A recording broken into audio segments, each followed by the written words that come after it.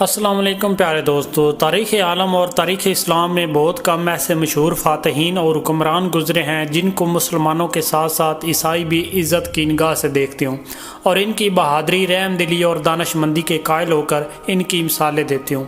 انہی عظیم ترین ناموں میں سے ایک نام سلطان صلاح الدین ایوبی کا بھی ہے، جو کہ ایوبی سلطنت کے بانی تھے۔ ان کا پورا نام سلطان صلاح الدین یوسف بن ایوب ہے اور وہ 1138 عیسوی میں موجود عراق کے شہر تکریت میں پیدا ہوئے۔ ان کی قیادت میں ایوبی سلطنت نے مصر، شام، یمن، عراق، حجاز اور دیار بکر پر حکومت کی۔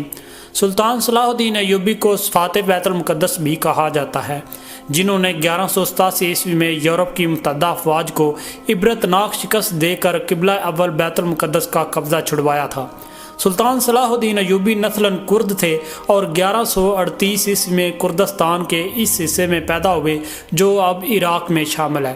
شروع میں وہ سلطان نور الدین زنگی کے ہاں ایک فوجی افسر تھے، جبکہ مصر کو فتح کرنے کے لیے شیر کوہ کی قیادت میں، جو کہ سلطان صلاح الدین ایوبی کے چچا بھی تھے، مصر پر حملہ کیا گیا۔ اس میں سلطان صلاح الدین ایوبی بھی شامل تھے،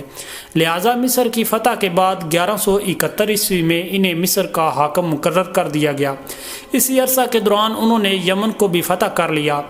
دوستو، نور الدین زنگی کے انتقال کے بعد چونکہ ان کی کوئی لائق اولاد نہیں تھی، لہذا سلطان صلاح الدین ایوبی 1174 عیسوی میں حکمرانی پر فائز ہوئے اور یہاں سے انہوں نے مزید فتوحات کا ایک سلسلہ شروع کیا اور دیکھتے ہی دیکھتے 1182 عیسوی تک شام، موصل، حلب وغیرہ کو فتح کر لیا اور یوں اپنی سلطنت کو مزید وسعت دی اور اپنی جنگی کارناموں میں نور الدین زنگی پر بھی بازی لے گئے۔ سلطان صلاح الدین ایوبی میں جہاد کا جذبہ کوٹ کوٹ کر بھرا ہوا تھا اور بیت المقدس کی فتح ان کی زندگی کی سب سے بڑی خواہش تھی۔ اس دور حکومت میں صلیبی بادشاہ اور جنرل رونالڈ کے ساتھ 4 سالہ معاہدہ صلح ہو چکا تھا، جس کے مطابق دونوں یعنی مسلمان اور صلیبی ایک دوسرے کی ممکنہ مدد کرنے کے پابند تھے، مگر یہ معاہدہ محض رسمی اور کاغذی ثابت ہوا کیونکہ صلیبی افواج مسلسل اپنی استحال انگیزیوں، قتل و غارت اور لوٹ مار میں مصروف تھیں، یہاں تک کہ مسلمانوں کے قافلوں کو باقاعدہ لوٹ رہے تھے۔ مگر حد اس وقت ہو گئی جب 1186 عیسوی میں صلیبی بادشاہ رونالڈ نے باقی بہت سے عیسائی امراء کے ہمراہ مدینہ منورہ پر حملہ کی غرض سے حجاز مقدس پر حملہ آور ہوا، مگر سلطان صلاح الدین ایوبی کو اس کی خبر ہو گئی، لہٰذا انہوں نے فوراً رونالڈ کا تعاقب کیا اور اسے حطیم میں جا لیا۔ لہٰذا یہاں ایک گمسان کی جنگ ہوئی جس میں 30,000 عیسائی ہلاک ہو گئے اور اتنے ہی عیسائیوں کو قیدی بھی بنا لیا گیا، کیونکہ اس موقع پر سلطان صلاح الدین ایوبی جنگی سوجھ بوجھ اور عقل مندی کا مظاہرہ کرتے ہوئے ایک آتش گیر مادہ زمین پر ڈلوا دیا تھا، جس سے زمین پر آگ بھڑک اٹھی تھی، جس نے صلیبیوں کی کمر توڑ کر رکھ دی۔ تاریخی حوالوں میں یہ بھی لکھا ہے کہ اردن میں کرک نامی قلعہ کا بادشاہ رچنالڈ نامی ایک صلیبی بادشاہ تھا۔ حجاز مقدس کے لیے مسلمانوں کے قافلے اسی کرک قلعے کے پاس سے ہو کر جایا کرتے تھے۔ رچنالڈ نے ایک مرتبہ مسلمانوں کے حاجیوں کے قافلوں کو لوٹ لیا اور بڑے غرور میں بولا کہ بلاؤ اپنے محمد کو کہ وہ آ کر تمہیں بچا لے، اور یہ کہہ کر اس نے تمام حاجیوں کو وہی موقع پر ہی ذبح کر دیا۔ دوستو، یہ خبر جب سلطان صلاح الدین ایوبی تک پہنچی تو وہ غصے سے تل ملا اٹھے اور اسی موقع پر قسم اٹھا لی کہ جب تک میں ظالم کو اپنے ہاتھوں سے قتل نہیں کروں گا تب تک چین کی نیند نہیں سوؤں گا۔ اسی دوران تقریباً 3.25 سال کے عرصے تک سلطان کبھی کروٹ لگا کر نہ لیٹے، جبکہ زیادہ نیند ان کو ستاتی تو وہ خیمہ پر موجود پائیدان کے ساتھ ٹیک لگا کر اپنی نیند پوری کر لیتے۔ دوستو، دوسری مرتبہ اس رچنالڈ بادشاہ نے ایک مزید ناپاک حرکت کرتے ہوئے حجاز مقدس کی طرف اپنی فوج کے ساتھ لشکر کشی کی، مگر یمبو کی بندرگاہ پر پہنچنے پر اس نے موسمی حالات کا سامنا کیا اور اسے لگا کہ یہ اسے مزید آگے نہیں جا پائے گا، لہٰذا اسی طرح وہ واپس لوٹ آیا۔ اسی موقع پر بھی جب سلطان صلاح الدین ایوبی کو اس چیز کی خبر ہوئی تو انہوں نے رچنالڈ کے قتل کی دوبارہ قسم کھائی۔ دوستو، سلطان صلاح الدین ایوبی کو صلیبی اپنی حکومت اور نسل کے لیے سب سے بڑا خطرہ قرار دیتے تھے، کیونکہ وہ ان کی ذہانت، بہادری اور جنگی حکمت عملی کے قائل تھے، لہذا اس بار انہوں نے 12 عیسائی بادشاہوں کا گٹھ جوڑ قائم کیا اور سلطان صلاح الدین ایوبی پر حملہ کرنے کے لیے نکل کھڑے ہوئے،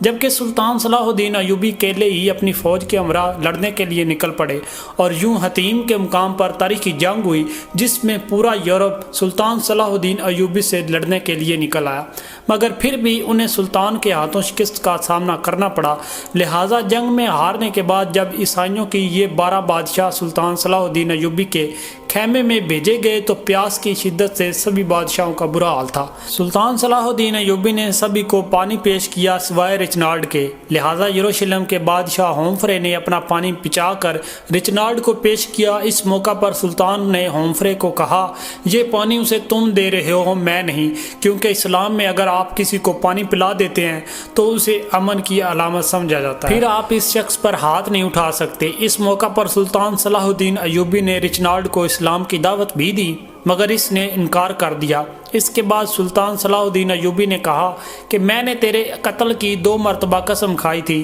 ایک مرتبہ جب تم نے حاجیوں کو قافلوں کو لوٹا تھا اور کہا تھا کہ بلاؤ اپنے محمد کو کہ وہ تمہیں آ کر بچا لے، لہذا میں نے ان دونوں موقع پر قسم کھائی تھی کہ میں تجھے اپنے ہاتھوں سے قتل کروں گا، اور آج حضرت محمد صلی اللہ علیہ وسلم کا ادنا سا خادم اس فریضہ کو سر انجام دینے لگا ہے۔ جس کے بعد سلطان نے اپنی تلوار اٹھائی اور رچنارڈ کی گردن کاٹ دی، مگر گردن پوری طرح نہ کٹی اور ایک جانب کو لٹک گئی۔ یہ منظر دیکھنے کے بعد وہاں موجود تمام بادشاہوں پر کپ کپی طاہری ہو گئی۔ دوستو، اس جنگ کے بعد اسلامی فوج عیسائیوں کے علاقوں پر چھا گئی۔ حطیم کی فتح کے بعد سلطان صلاح الدین ایوبی بیت المقدس کی فتح کے لیے نکل کھڑے ہوئے اور 1 ہفتے کی مسلسل خون ریزی کے بعد آخر کار عیسائیوں نے ہتھیار ڈال دیے اور رحم کی درخواست کی۔ یوں بیت المقدس پورے 91 سال بعد دوبارہ مسلمانوں کے قبضے میں آ گیا اور تمام فلسطین سے مسیحی حکومت کا مکمل خاتمہ ہو گیا۔ بیت المقدس کی فتح سلطان صلاح الدین ایوبی کی سب سے بڑی خواہش تھی اور ان کا سب سے بڑا کارنامہ بھی تھا۔ انہوں نے مسجد اقصی میں داخل ہو کر نور الدین زنگی کا تیار کردہ ممبر اپنے ہاتھ سے مسجد میں رکھا۔ اسی طرح نور الدین زنگی کی خواہش سلطان کے ہاتھوں پوری ہوئی۔ سلطان صلاح الدین ایوبی نے بیت المقدس میں داخل ہو کر وہ مظالم نہیں کیے جو اس شہر پر قبضے کے بعد عیسائی افواج نے کیے تھے۔ وہ ایک مثالی فاتح کی حیثیت سے بیت المقدس میں داخل ہوئے اور فدیہ لے کر ہر عیسائی کو ایمان دے دی، جبکہ جو غریب فدیہ نہیں دے سکتا تھا ان کے فدیہ کی رقم خود صلاح الدین ایوبی اور ان کے بھائی ملک العادل نے خود ادا کی۔ دوستو، بیت المقدس کی فتح کے بعد چونکہ تمام مسیحی حکومت ختم ہو گئی تھی جو فلسطین میں 1099 عیسویوں سے قائم تھی، اور تمام فلسطین مسلمانوں کے قبضے میں آ گیا تھا، جو کہ 761 سال تک مسلسل مسلمانوں کے قبضے میں رہا، یہاں تک کہ 1948 میں امریکہ، برطانیہ اور فرانس کی مشترکہ سازش سے فلسطین کے علاقے میں یہودی سلطنت قائم کی گئی جس کا نام اسرائیل ہے، اور بیت المقدس کا نصف حصہ ان یہودیوں نے قبضے میں لے لیا۔ 1967 میں عرب اسرائیل جنگ میں بیت المقدس پر اسرائیل نے دوبارہ قبضہ کر لیا، اور یوں آج تک بھی قبلہ اول بیت المقدس کسی سلطان صلاح الدین ایوبی کا منتظر ہے۔ دوستو، بیت المقدس پر قبضہ کی خبر جب پورے یورپ پہنچی تو تمام یورپ میں کوہرام مچ گیا اور ہر طرف لڑائی کی تیاریاں ہونے لگی۔ جرمنی، اٹلی، فرانس اور برطانیہ کی فوجیں اس قبضے سے لڑنے کے لیے روانہ ہونے لگیں۔ یورپ کی اس متحدہ فوج کی تعداد 6 لاکھ کے قریب تھی۔ عیسائی فوج نے اب تک اتنی عظیم شان فوج ابھی تک قائم نہیں کی تھی۔ یہ عظیم الشان لشکر یورپ سے روانہ ہوا اور ریکا کی بندر کا موقع محاصرہ کر لیا، جبکہ سلطان صلاح الدین ایوبی نے تنہا کی حفاظت کے لیے تمام انتظام مکمل کر لیے تھے، مگر صلیبیوں کو مسلسل یورپ سے مدد پہنچ رہی تھی، لہذا اس معرکے میں 10,000 عیسائی قتل ہونے کے باوجود صلیبیوں نے محاصرہ جاری رکھا، جبکہ دوسری طرف سلطان صلاح الدین ایوبی کو کسی دوسرے اسلامی ملک کی مدد اور تعاون حاصل نہ ہو سکا، اس لیے صلیبی ناکہ بندی کی وجہ سے اہل شہر اور سلطان کا تعلق ٹوٹ گیا، اور سلطان باوجود اپنی پوری کوشش کے مسلمانوں کو مزید طاقت فراہم نہ کر سکے، لہذا تنگ آ کر شہر کے لوگوں نے امان کے وعدے پر اپنے شہر کو عیسائیوں کے حوالے کر دینے پر رضامندی ظاہر کی۔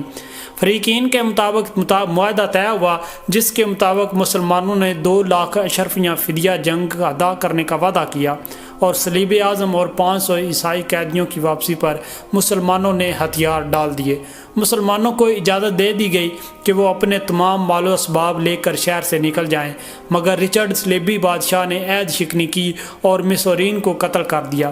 200 عقا کے بعد صلیبیوں کا اگلا مارکہ اسکلان تھا۔ یہاں پہنچنے سے پہلے عیسائیوں کا سلطان صلاح الدین ایوبی نے 11 مرتبہ مقابلہ کیا۔ سب سے اہم مارکہ درسفوف کا تھا جس میں سلطان نے بہادری اور جوان مردی کی عظیم مثالیں پیش کی جن کی بدولت صلیبیوں کے حوصلے پست ہو گئے، مگر چونکہ کسی مسلمان حکومت خصوصاً خلیفہ بغداد کی طرف سے کوئی مدد نہیں پہنچی تھی، لہذا سلطان کو پسپائی اختیار کرنا پڑی، جبکہ واپسی پر سلطان صلاح الدین ایوبی نے اسکلان کا شہر خود ہی تباہ کر دیا، اور جب صلیبی وہاں پہنچے تو انہیں اینٹوں کے ڈھیر کے سوا کوئی چیز حاصل نہ ہوئی۔ اسی دوران سلطان نے بیت المقدس کی حفاظت کی تیاریاں بھی مکمل کر لی کیونکہ اب صلیبیوں کا اگلا رخ بیت المقدس تھا۔ یوں سلطان نے اپنی مختصر فوج کے ساتھ اس قدر عظیم لشکر کا جوان مردی سے مقابلہ کیا اور اتنی بہادری اور دانش مندی سے لڑے کہ صلیبیوں کو فتح کی کوئی امید نہ رہی، لہٰذا وہ صلح کی درخواست کرنے لگے۔ یوں فریقین میں مسلح کا معاہدہ ہوا جس کے مطابق معاہدے کی 3 شرطیں رکھی گئیں۔ نمبر 1، بیت المقدس مسلسل مسلمانوں کے قبضے میں رہے گا۔ نمبر 2، حفا، یافا اور عقا کے شہر صلیبیوں کے قبضے میں چلے جائیں گے۔ نمبر 3، اسکلان آزاد علاقہ تسلیم کیا جائے گا اور زائرین کو مسلسل آمد و رفت کی اجازت ہوگی۔ اور یوں اس معاہدے کے بعد تیسری صلیبی جنگ کا خاتمہ ہو گیا۔ اس جنگ میں صلیبیوں کو سوائے ایک شہر عقا کے علاوہ کچھ بھی حاصل نہ ہو سکا اور وہ ناکام واپس لوٹ گئے۔ صلیبیوں سے تیسری جنگ عظیم میں سلطان صلاح الدین ایوبی نے ثابت کر دیا کہ وہ دنیا کا سب سے طاقتور ترین حکمران ہے، جبکہ بیت المقدس کو کھول دیا۔ یوں زائرین کا ایک ہجوم بیت المقدس پر امڑ پڑا، لہذا صورتحال کو دیکھتے ہوئے خلیفہ وقت نے سلطان صلاح الدین ایوبی کو مشورہ دیا کہ پوری دنیا سے آنے والے زائرین کا ایک طریقہ کار واضح کیا جائے اور چند ہی لوگوں کو یہاں آنے کی اجازت دی جائے، جبکہ اس کے جواب میں سلطان صلاح الدین ایوبی نے جواب دیا کہ لوگ پوری دنیا سے کئی 100 میل کا فاصلہ طے کر کے یہاں زیارت کے لیے آتے ہیں، لہٰذا انہیں اس مقدس جگہ کی زیارت سے روکنا ان سے ناانصافی ہوگی۔ دوستو، سلطان صلاح الدین ایوبی ایک ایسا عظیم حکمران تھے جو میدان جنگ میں قہر برپا کرنے والے ایک بہادر جنگجو تو تھے ہی، لیکن ایک رحم دل انسان بھی تھے۔ سلطان صلاح الدین ایوبی نماز پنجگانہ کے پابند اور نفلی عبادت گزار تھے۔ ان کے ساتھ ہمیشہ ایک امام موجود ہوتے تھے اور اگر کوئی امام موجود نہ آتا تو یہ کسی عالم دین کے پیچھے نماز ادا کر لیتے تھے جو وہاں پر موجود ہوتا۔ سلطان صلاح الدین ایوبی نے ساری زندگی جو کچھ بھی کمایا اس کا بیشتر حصہ صدقے اور خیرات میں خرچ کر دیا۔ اللہ تعالیٰ سے دعا ہے کہ اللہ تبارک تعالیٰ ہم سب کا خاتمہ ایمان پر کرے، آمین ثم آمین۔